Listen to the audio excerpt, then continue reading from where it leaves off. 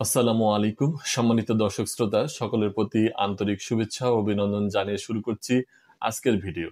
আজকের ভিডিওতে আমি আপনাদের সামনে আলোচনা করব নতুন ভোটার কিভাবে হওয়া যায়, কোথায় গিয়ে হতে হয় এবং কি কি কাগজপত্র প্রয়োজন হয় এবং কিভাবে নির্ভুলভাবে একটি ভোটার আইডি কার্ড করতে পারবেন সে বিষয়ে বিস্তারিত আলোচনা করব। তো চলুন দেরি না করে শুরু করা যাক। প্রথমেই ভোটার হওয়া যায় কিভাবে সেই বিষয়ে আপনাদেরকে বলি। ভোটার দুই ভাবে করা যায়। একটা হচ্ছে আপনার এলাকায় যখন ভোটার হালনাগাদ করবে তখন আপনি একবার ভোটার করতে পারবেন। আর যদি এলাকায় ভোটার হালনাগাদ করার সময় না থাকতে পারেন তাহলে যে কোনো সময় অনলাইনে আবেদন করে আপনার প্রয়োজনীয় কাগজপত্র নিকটস্থ নির্বাচন অফিস, উপজেলা নির্বাচন অফিস ও জেলা অফিসে জমা দিয়ে আপনি ভোটার হতে পারবেন। তো এখন এই ভোটার হতে হলে বয়সের কি পার্থক্য বা কত বছর বয়স লাগে সে বিষয়ে আপনাদেরকে একটু ধারণা দিই। আপনি 16 বছর পার হলেই ভোটার হতে পারবেন। এক কথায় ভোটার আইডি কার্ডের জন্য ছবি তুলতে পারবেন। 16 বছর পার হলে আপনি ছবি তুলে যে আইডি কার্ড পাবেন সেটা শুধু আইডি কার্ডই হবে, কিন্তু আপনি ভোট দিতে পারবেন না। ভোট দিতে কখন পারবেন? যখন আপনার বয়স 18 বছর পার হবে, তথা যখন আপনি বাংলাদেশের নাগরিকের যে সর্বনিম্ন বয়স 18 বছর সেটা পার করবেন, আপনি তখনই শুধু ভোট দিতে পারবেন, তখন আপনার ভোটার তালিকায় নাম আসবে। আর যদি 18 বছর হয় তাহলে আপনি সঙ্গে সঙ্গে ভোটার এবং আইডি কার্ড দুটাই পাবেন। তো এই ভোটার এবং আইডি কার্ড করতে কি কি কাগজপত্র প্রয়োজন হয়? নতুন ভোটার ক্ষেত্রে 16 বছর পার হলেও যে কাগজপত্র প্রয়োজন হয় সে এবং 18 বছর পার হলেও যে সকল কাগজপত্র প্রয়োজন হয় একই কাগজপত্র প্রয়োজন হয়। তবে যখন বয়স বেশি হয়ে যাবে আপনার একটু কাগজ বেশি লাগতে পারে।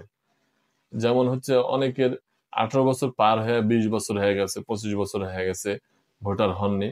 তখন আপনি যদি উপজেলার বাসিন্দা হন তখন আপনাকে জেলা থেকে একটি প্রত্যয়ন নিয়ে আসতে হবে যে আপনি ইতিপূর্বে ভোটার হননি, কোথাও ভোটার হননি। এই একটা প্রত্যয়ন নিয়ে এসে যা হলো আপনাকে নিকটস্থ উপজেলায় আপনি ওই কাগজ জমা দিয়ে ভোটার হতে পারবেন। তো আপনাদেরকে এখন আমি জানাবো ভোটার হতে কি কি কাগজপত্র লাগে। ভোটার হতে আপনার জন্ম নিবন্ধন, সার্টিফিকেট, বিদ্যুৎ বিলের কপি, বাড়ির ট্যাক্স বা হোল্ডিং ট্যাক্স, আপনার হচ্ছে পিতামাতার আইডি কার্ড, আপনি যদি বিবাহিত হন তাহলে আপনার স্বামী অথবা স্ত্রীর আইডি কার্ড, নাগরিকত্ব সনদ এবং চেয়ারম্যান কর্তৃক একটি প্রত্যয়নপত্র লাগে। অনেক সময় আপনার স্থায়ী বাসিন্দা প্রমাণ করার জন্য জমির কাগজপত্র লাগতে পারে।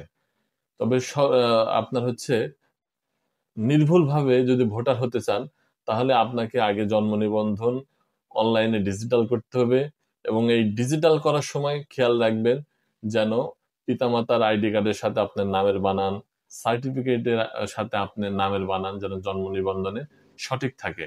আপনার জন্ম নিবন্ধন এবং সার্টিফিকেটের যে নাম থাকবে সেটা দিয়ে আপনি ভোটার হতে পারবেন।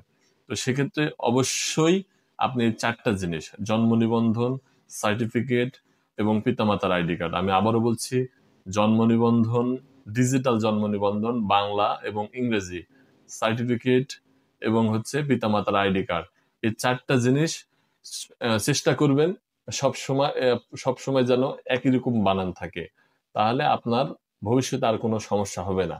অনেক সময় দেখা যায় আপনার সার্টিফিকেটে একটা নামের বানান আছে এবং পিতামাতার আইডি কার্ডে আরেকটি নামের বানান আছে। যদি সার্টিফিকেট কম হয় তাহলে আপনি সার্টিফিকেট সংশোধন করে ভোটার হবেন। আর যদি সার্টিফিকেটের সংখ্যা বেশি হয় তাহলে যদি সম্ভব হয় আপনার পিতামাতার আইডি কার্ড সংশোধন করে আপনি ভোটার হবেন। এক্ষেত্রে আপনি নির্ভুলভাবে ভোটার হতে পারবেন। আর অনেক সময় দেখা যায় যে ভাই বোন অনেক, এক একজনেরটা এক এক রকম ভাবে আছে। তাহলে আপনিও চেষ্টা করবেন যে আপনার ভাই বোনের মধ্যে যেটা বেশি সংখ্যক আছে সেইভাবে আপনার তথ্যটা দিয়ে ভোটার হতে পারবেন।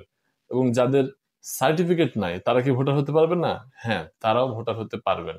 তারা শুধুমাত্র বাড়ির হোল্ডিং ট্যাক্স, বিদ্যুৎ বিলের কপি এবং পিতামাতার আইডি কার্ড দিয়ে ভোটার হতে পারবেন। আর জন্ম নিবন্ধন লাগবে অবশ্যই।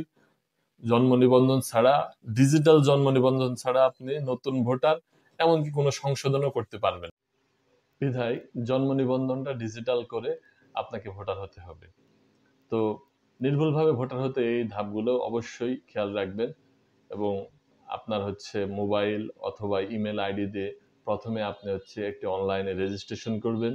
রেজিস্ট্রেশন করতে যেয়ে অনেকের ভোটার আপনার হচ্ছে তথ্য, গ্রামের নাম বা পোস্ট কোড ভুল থাকে। সেগুলো আপনি অনলাইন কপি ডাউনলোড করে আপনি সঠিকটা ফর্মের উপর ওটা লিখে দিবেন এবং পোস্ট কোড লিখে দিবেন। আর আরেকটি বিষয় হচ্ছে যে ভোটার হওয়ার সময়, নতুন ভোটার হওয়ার সময় আপনার যেকোনো স্বীকৃত ক্লিনিক বা হচ্ছে মেডিকেল থেকে ব্লাড গ্রুপের, রক্তের গ্রুপের একটি রিপোর্ট দিতে হবে। আপনি কোন গ্রুপের হচ্ছে রক্ত আপনার, সেটার একটি রিপোর্ট সঙ্গে দিতে হবে।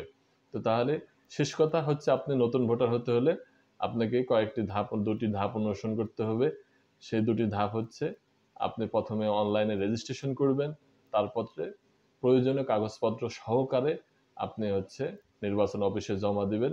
তারা আপনাদেরকে মোবাইলে, যে মোবাইল দিয়ে রেজিস্ট্রেশন করেছেন ওই মোবাইলে এসএমএস দিয়ে জানিয়ে দেবে আপনার ছবি কবে তোলা হবে এবং বায়োমেট্রিক কবে তোলা হবে। এবং যারা আপনার হচ্ছে দেরি করে ভোটার হন তাদের জন্য একটু সমস্যা, সেটা হচ্ছে যে জেলা থেকে, জেলা নির্বাচন অফিসারের কাছ থেকে একটি প্রত্যয়ন নিতে হয় যে আপনি ইতিপূর্বে কোথাও ভোটার হননি। আপনার ফিঙ্গারপ্রিন্ট ওখানে দিলে তারা ওটা চেক করে একটা প্রত্যয়নপত্র দেয়, তখন ওই প্রত্যয়নপত্র নিয়ে এসে নিজ এলাকায় ভোটার হয়ে যেতে পারেন। তবে সবচেয়ে ভালো পরামর্শ যেটা হচ্ছে, আপনার এলাকায় যখন ভোটার হালনাগাদ করবে তখন আপনি যদি ভোটার হতে পারেন তাহলে আপনার জন্য সেটা খুবই সুন্দর, খুব ভালো হবে। কারণ সেই সময় শুধুমাত্র ডিজিটাল জন্ম নিবন্ধন সার্টিফিকেট এবং পিতামাতার আইডি কার্ড, এই ৪টা জিনিস দিলে আপনাকে ভোটার করে নেবে, অন্য কোনো কিছু লাগবে না। এবং সেই দিনে অথবা নির্দিষ্ট যে দিন দিবে সেই দিনেই আপনি ছবি তুলতে পারবে, ছবি তুলে আপনাকে ভোটার করে দেবে। কিন্তু আপনি এগুলো ব্যতীত যদি নির্বাচন অফিসে যা ভোটার হন তাহলে আপনার সমস্ত কাগজপত্র, আপনার বাসিন্দা কিনা সেটা প্রমাণ করতে হবে এবং কেন ভোটার হননি সেটার জন্য চেয়ারম্যানের কাছ থেকে একটা সুপারিশ নিতে হবে। তাই যখন আপনার এলাকায় ভোটার হালনাগাদ করবে সেই সময় ভোটার হওয়াটা সবচাইতে ভালো। তবে আমি পরামর্শ দিব, আপনারা যখনই ভোটার হন বা যেখানে যেভাবে ভোটার হন, ভোটার হালনাগাদ করার সময় ছবি তোলার পরে আপনাকে একটা ফর্ম দেবে। এই ফর্মের সাথে অবশ্যই আপনি আপনার হচ্ছে যে এন্ট্রিটা দিয়েছে সেই এন্ট্রিটা মিলাই নেবেন, বাংলা ইংরেজি নামের বানান পিতামাতার সাথে, এটা মিলানোর পরে সিগনেচার করে জমা দিবেন। তাছাড়া দেখবেন যে আপনি ভোটার হয়ে আসছেন, সমস্ত তথ্য সঠিক দিয়েছেন, কিন্তু আপনার ভুল তথ্য চলে আসছে। তো অবশ্যই নতুন ভোটার সময় এই দিকগুলো খেয়াল রাখবেন, তাহলে আপনার ভোটার আইডি কার্ডে কোনো রকমের ভুল আসবে না এবং আপনি কোনো রকম বিভ্রান্তিতে পড়বেন না। তো সকলের সুস্থতা ও দীর্ঘায়ু কামনা করে আজকে ভিডিও এখানে শেষ করছি।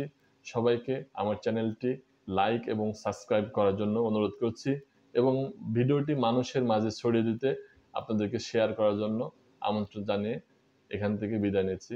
আসসালামু আলাইকুম। ভালো থাকবেন, সুস্থ থাকবেন, দোয়া করবেন সকলের জন্য।